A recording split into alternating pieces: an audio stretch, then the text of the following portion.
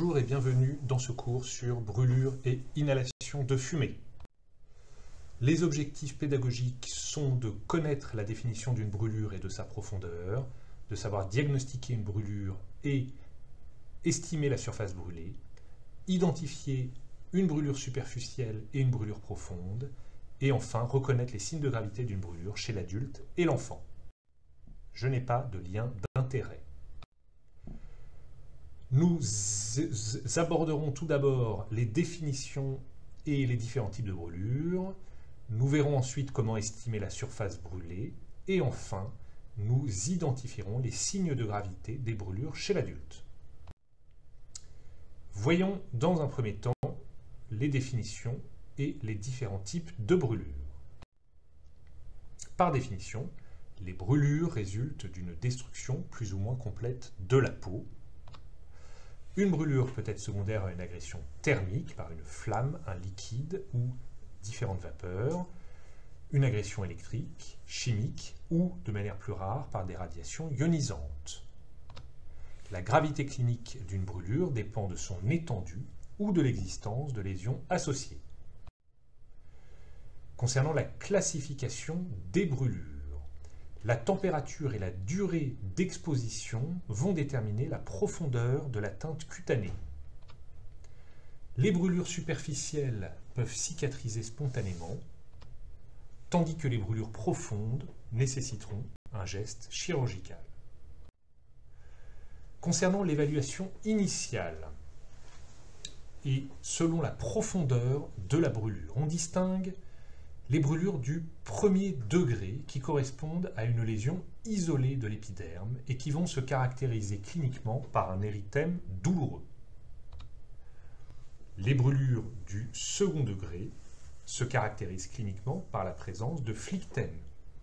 Les lésions superficielles correspondent à un derme rouge, sensible et douloureux, alors que les lésions du deuxième degré profond correspondent à un derme blanc, rosé, peu douloureux. Enfin, les lésions du troisième degré donnent un aspect cartonné et sont indolores.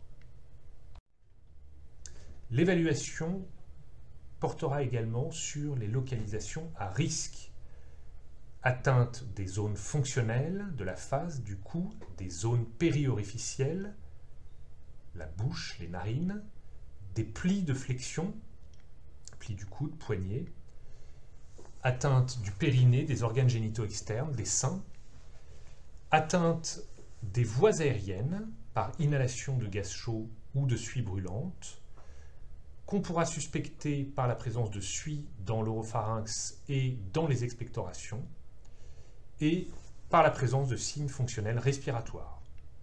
Enfin, on recherchera une brûlure circulaire des membres à risque d'effet garrot, pouvant entraîner une ischémie de membres. L'estimation de la surface brûlée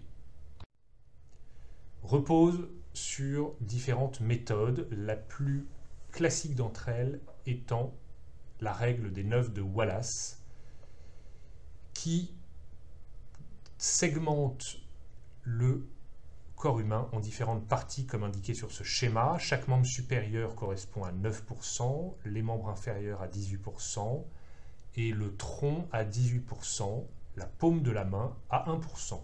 Une atteinte de plus de 10% de la surface corporelle définit une brûlure grave.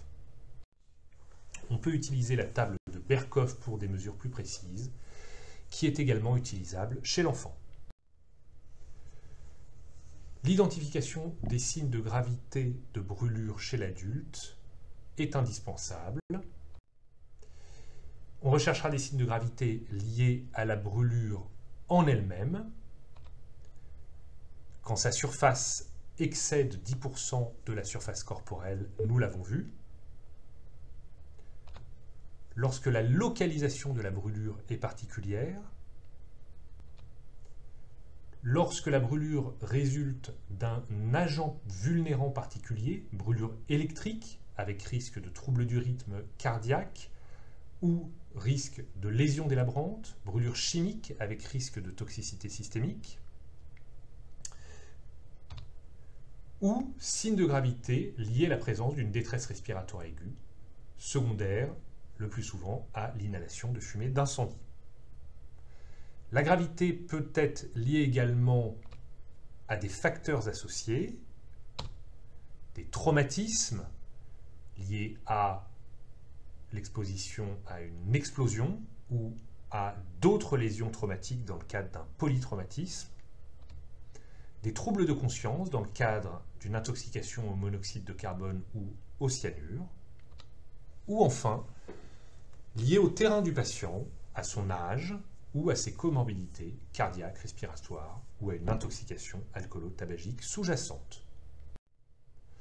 Pour conclure, on évaluera la profondeur de la brûlure superficielle d'une part, premier et second degré superficiel, pour lesquels une greffe de peau ne sera pas nécessaire, brûlure profonde d'autre part, second degré profond et troisième degré, pour lesquels une excision et une greffe de peau seront nécessaires. On évaluera la surface atteinte, le plus souvent par la règle des 9 de Wallace, retenant qu'une brûlure grave se définit par une surface cutanée atteinte de plus de 10% de la surface corporelle. On évaluera les localisations à risque et on recherchera les facteurs de gravité associés. Merci de votre attention. Pour plus d'informations, je vous invite à vous reporter vers l'ouvrage du CEMIR. Merci beaucoup.